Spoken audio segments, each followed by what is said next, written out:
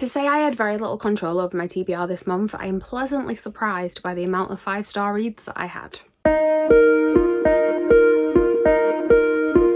Hi everyone, my name is Chloe. Welcome back to my channel. Thank you for being here today. Today's video is my April reading wrap up.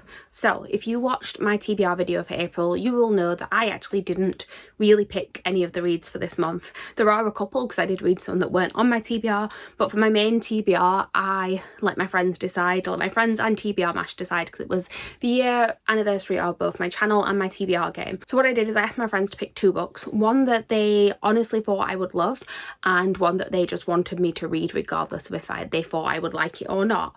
And then I played my TBR game and those were the options that I used. So some of these books that ended up on my TBR were ones that they thought I would love. Some of them were the ones that they just wanted me to read. I, like I said, had no control over what came up, so understandably I was a little bit nervous. Some of the books I actually already wanted to read, a lot of them I did already own. A lot of people were nice to me and went through sort of my want to read list on Goodreads and picked ones from there. So yeah, ones that I already owned and had in mind to read, but maybe ones that I've been putting off reading. There was one on here that I just got in a book box and didn't really have on my radar at all, but they were the ones that came up, so I had to read them. So let's see whether or not I actually enjoyed them, shall we? As always, we will start off with some stats for the month. So during the month of April, I actually read 13 books, which is the most I've read all year, which is really strange because I did not feel like I was reading a lot of books this month. I will say I read 4 graphic novels in the space of one day, so that's possibly contributed to this quite a lot. And they were all rereads as well. So yeah, I read like 9 new to me books and then 4 graphic novels, but it still counts. It definitely still counts. And you know what? I had a great time rereading those graphic novels. We will get to them later. But yeah, I read 13 books, which, like I said, is the most I've read in one individual month this year. Prior to April, the most I'd read was 11, which was in January. So I'm glad, especially considering that in March I only managed to read 8. I'm glad that I managed to get it back up there. And spoiler alert, I'm filming this on the first day of May and I'm already off to a really good start for my reading, so we're continuing this vibe into the month of May. For the amount of pages that I read 4,931, which is an average of 164 per day. Again, very happy with that. I always aim to read at least 100 pages per day on average. There are some days I don't read at all, but as long as it balances out. For the year, I am now at 151 pages per day, so I'm really on track for that and I'm very happy about that. For the format of books I've been reading, I read 1 ebook, that's an ARC. It's actually going to be the first thing I talk about. I read 1 completely on audiobook, 5 that were a mixture of audio and physical, and then 6 that were completely physical, which is actually pretty good because recently I've not necessarily just been reading books and I did quite well this month with it.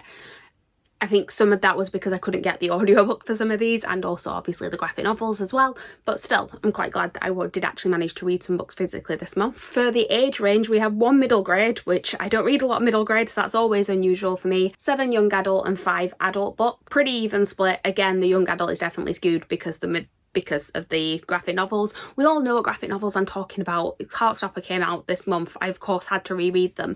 I'm not going to give you too many thoughts when I get to that part of my wrap up, but yeah, they've skewed a lot of these stats. And then for star ratings, I've got 1 3-star, 4 4-stars, and then 8 5-stars. Now again, we're just going to discount Heartstopper from that. We've still got 4 5-stars there, which is pretty good considering that this is a month that I had very little to do with my own TBR. And it means that my average star rating for the month is actually at a 4.54, which is just underneath February where it was at 4.56. So a very good reading month really. I'm quite happy with how this very random TBR went.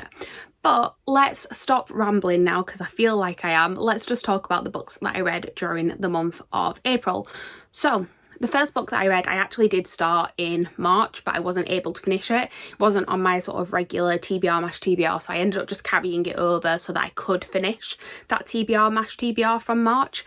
And that is actually a book I don't have physically. It should be arriving in the next couple of weeks, I think. I can't remember the exact release date, but it was an ARC of Ikesha Wheeler by Casey McQuiston. This was one of my most anticipated reads of the year because for anyone who's new to this channel, hello, my name is Chloe and I love Casey McQuiston books. I will gush about Red, White and Royal Blue for anyone that wants to listen. Same with One Last Stop, and I was very, very excited to see what they did with a YA book. And you know what, it feels like so long ago since I read this now, but I did end up giving this one 5 stars. I really enjoyed it. It took me a little bit of time to get into it just because I was in a slumpy mood, but once I actually picked it up and got into it, I devoured it in like a day. It was really fun. It's basically about the main character called Chloe, who is competing with Shara Wheeler to be valedictorian at her school. She goes to this quite religious school, and she is sort of out to her friends and family, but isn't really allowed to be out at school because of the religious side of it. That's a big part of this book, is sort of the religious school setting as well. But basically, Shara Wheeler ends up kissing Chloe and then disappearing, and it turns out that she has also kissed 2 other people just before she disappeared, and then she leaves some notes that kind of lead the way to where she may be or what might have happened to her. And it is this like fun sort of story of that, but then also, like I said, there are some heavier topics to do with religion as well, and sort of living in this small town as well. And I just really, really enjoyed it. I think Katie McQuiston's writing style really translates well to YA because her adult romances have a slightly YA feel to them, so this just tones down some of the more adult elements to it and still works really, really well. It's still very much their writing style. So yeah, I love this book. I would recommend it to anyone when it comes out, and I think it is, I know it's this week in the US. I'm not sure when it comes out in the UK. It's sometime early May, so I'm not sure if it's this week or next week. I'll be pleasantly surprised whenever my copy arrives because I pre-ordered it from Waterstones. So yeah, very excited to have a physical copy of this one because I will be rereading it because I really, really enjoyed it, and I'd like to reread it without the sort of slumpy part at the beginning of it as well, because I think going into it now I'll just get straight into it, which will be fun. Okay, so now we're getting on to the books that weren't picked by me, and for everyone who did pick these books, I'm going to link their channels down below. The first book was picked by Katie from Sitting Katie, and the book that she picked for me was Dark Matter by Blake Crouch. So I can't remember actually if I think this was just a book that she wanted me to read regardless of if I liked it or not. This is one of her favourite books. It is a sort of sci-fi thriller. I don't want to say too much about it because I don't want to give it away, but basically it is about a main character whose name I cannot remember. It's called Jason. Main character called Jason, who goes out one night, and on his way home he ends up getting sort of knocked unconscious and abducted, and then when he wakes up he seems to be in a life that isn't his.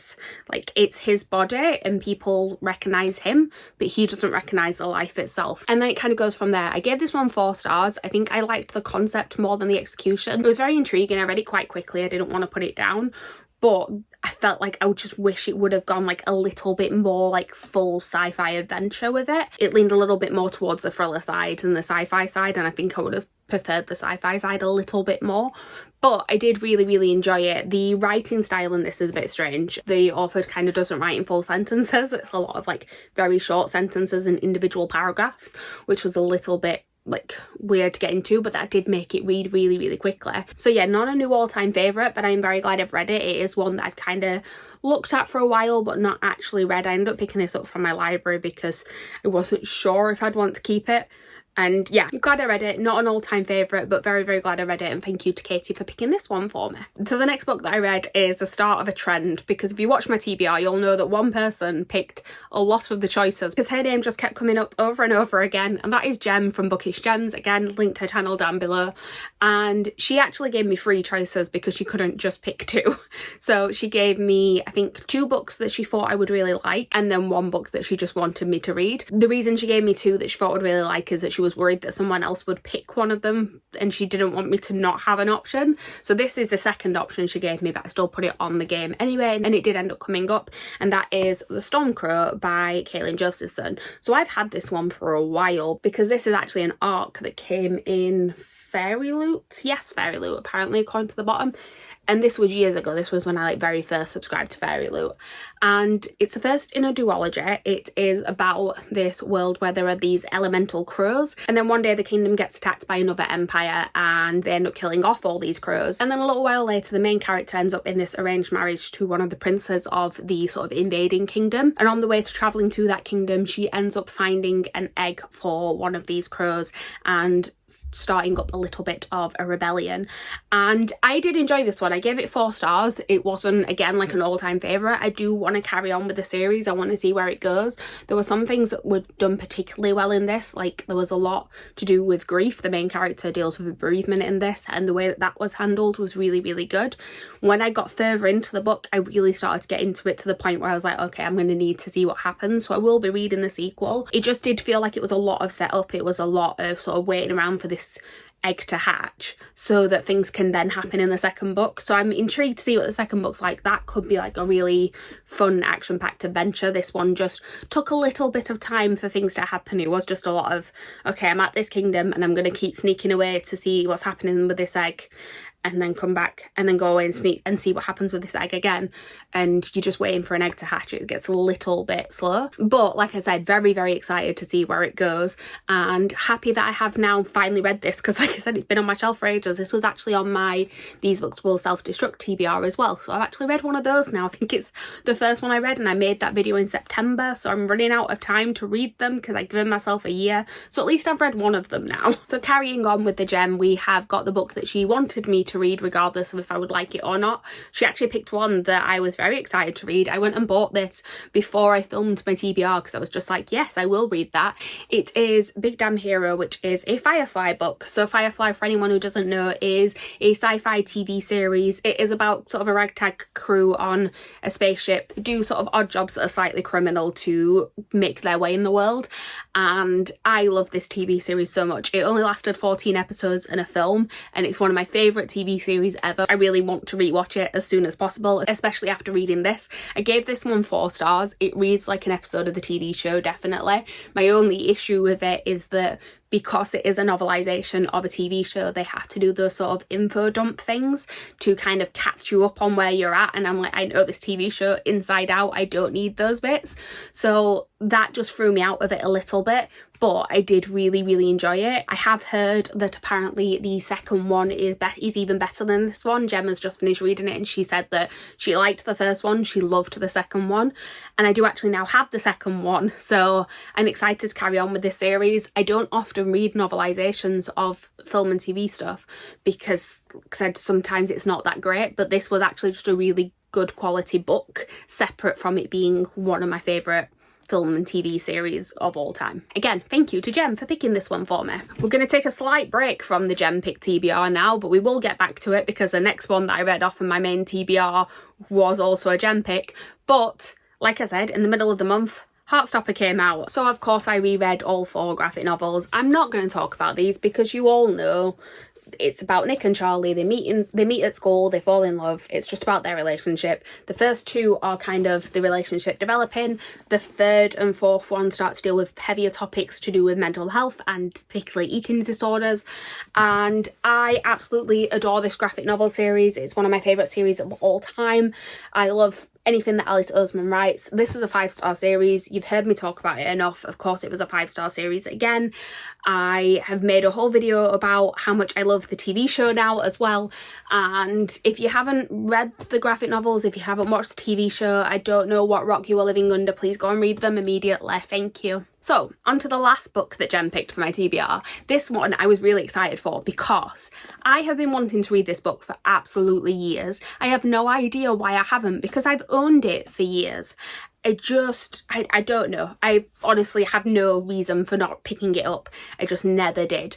So then when Jem put it on her TBR, this was the one that she thought I would really love, but she was worried that someone else would have picked it because it's quite a popular book. And when she picked it, I was like, oh, I really hope that one comes up, and lo and behold it did. So I finally read The Raven Boys by Maggie Stiefvater. This was a 5-star read for me. I really, really enjoyed this. This is about a character called Blue, who has always been told that if she kisses her true love, he will die. And this is about what happens when she meets the person that the prophecy is about. Or at least that's what it seems to be about. That's what like the tagline says on the front and all that, but it's not really, because it's also about this search for a dead Welsh king. It's a hard one to describe, but it was so good. I really loved this. It's quite slow. Like, things do happen, but it's not like ridiculously action-packed, and I like that sort of thing. I like the pacing because I really loved the characters in this, so I like just getting to know the characters. It's called The Raven Boys because there is this school nearby that is an all-boys school, and there's a group of boys within this story that you get to meet, and I loved seeing all of their relationships and just seeing how that grows, and I'm really excited to carry on the rest of the series and to see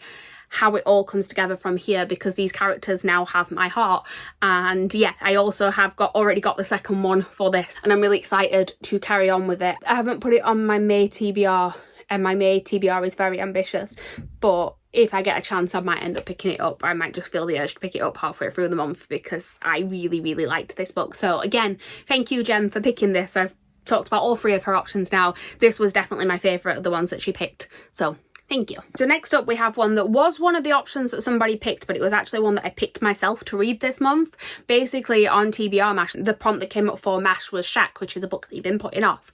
So I decided that I wanted to stick with the theme of everyone else picking my TBR, and there were two books that people had put on there that would work for books that I've been putting off because I've owned them for a while and haven't got around to reading them. I picked those two options, and then I said what I'll do is I'll just mood read whichever one I feel like later on in the month. And it was getting towards the end of the month and I wanted something that'd be a fairly quick read, so I ended up picking Lisa's pick, which was Nevermore by Jessica Townsend. Now, I am not a massive middle grade reader. I very rarely find middle grades that are gonna go over the 4-star mark, and I know that middle grade isn't written with me in mind, which is why I don't tend to sort of seek it out too much, because I'm very particular about what I would like in a middle grade. This one has always intrigued me, hence why I owned it. But because I'm so particular and because people love this series so much, I was terrified of reading it and not liking it. And I'm happy to say that I found a middle grade that I gave 5 stars. It's actually the second one in a year that I've done that for, the other one being one of the Christmas Horus books, the latest one that came out last year. And yeah, this one was definitely a 5-star. I ended up messaging Lisa actually when I was about 150 pages into it, just going, so I'm reading Nevermore and I'm getting 5-star vibes. And it didn't stop from there. I really enjoyed this. It's about a character called Morrigan Crow, who is a cursed child, and that means when it gets to her 11th birthday she is destined to die. What is it about all of these children with prophecies in these books that I've been reading this month? But yes, basically when it gets to her 11th birthday, something happens and she ends up getting whisked away to this place called Nevermore instead, and she has to go through some trials to join a magical society. And it was just really fun. I really liked the character of Morrigan. I really liked all of the side characters as well. I felt like it had just enough whimsy without being like too over the top. And it was just one of those books that you just kind of got lost and carried away with. And yeah, there's not much else to say. I really enjoyed it. I, again, have already got the sequel. Basically, all of these ones where I'm saying I've already got the sequel, I'm going to say thank you to Lisa for that, because we did a bit of a book swap. I was unhauling some books. She bought some things off my wish list, and she bought me all stuff that was things that I need to carry on series for. So yeah, thank you for providing me with the opportunity to continue on with these 3 series that I've started this month. And thank you for recommending this one to me, because I have found a middle grade series that I really love. So yes, very happy about this. I'm quite happy with my reading month this month actually. And let's carry on the happiness, because we have my last 5-star to talk about now. And I adored this book. It actually made me cry, and books do not make me cry very often. I would say I'm a little bit dead inside. Like, I get emotional with books, but it takes a lot to actually make me cry. This one, considering I knew the storyline and I knew there was going to be pain, I still was like just shedding a tear at the end of it. Like, not full on sobbing, but a lot for me. Anyway, the book that came up on my TBR was picked by the lovely Meg. I will link her channel down below as well. And she picked one of the books that she yells at me about in comments, because Meg has a tendency to do that. If there's a book that she likes, she's just like, read this now, thank you. So one of the ones that she's been yelling at me to read is The Song of Achilles by Madeline Miller. And yeah, I really love this. This is a Greek myth retelling. It's a retelling of the Iliad. It's got the story of the War of Troy, like Helen of Troy, the face that launched 1,000 ships, all of that sort of stuff. But it's actually about Achilles and Patroclus. I have read this entire book and I still don't know if I'm pronouncing his name right. But Patroclus is the main character in this. He is the narrator. And it's just about his relationship with Achilles. And it's beautiful and very upsetting, because Greek myths are never happy. Like, they just aren't. Nobody really has a happy life in Greek mythology.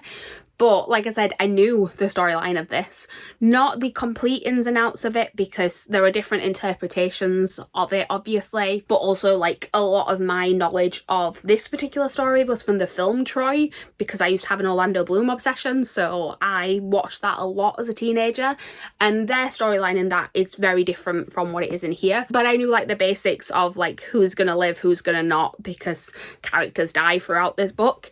And yeah, I was prepared for sadness, but it still really got to me. I just really liked the way that it was told. I was slightly worried about this, that with it being a Greek myth retelling, I thought it might be a little bit too highbrow for me to kind of take in. I just wasn't sure what the writing style was going to be like, but it was just really easy to read. Like, I can't really describe what Madeline Miller's writing style is like, but it was just very easy to read and lovely, and I really enjoyed it. And I'm really looking forward to reading Circe, which I will be reading next month, because it fits in with some reading plans for next month that may be to do with a readathon that got announced today as of filming this yesterday when I will be uploading it.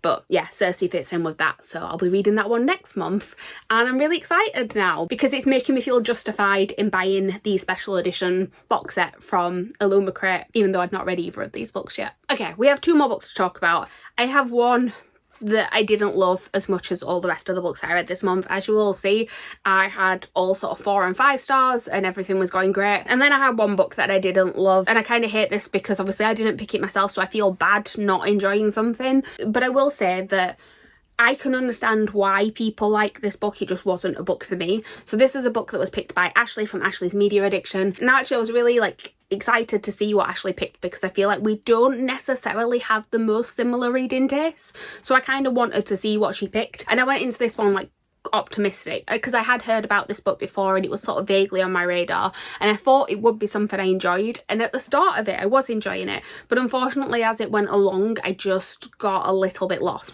The book is Foundry Side by Robert Jackson Bennett, and basically this is like a heist book. So the main character Sanchia starts the book off stealing an object that ends up being a little bit more than what she bargained for. In this world there are things called scribed objects, and basically it's a way of kind of tricking objects into doing things that they shouldn't be doing, and she ends up stealing something that could be the key to kind of unlocking a lot of those things.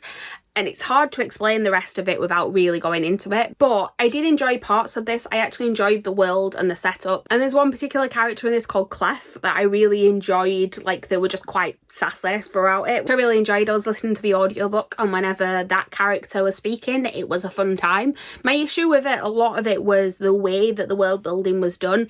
It felt like it was a lot of we'd have a scene and then there'd be 3 pages worth of info dump to explain things and then go back into the scene.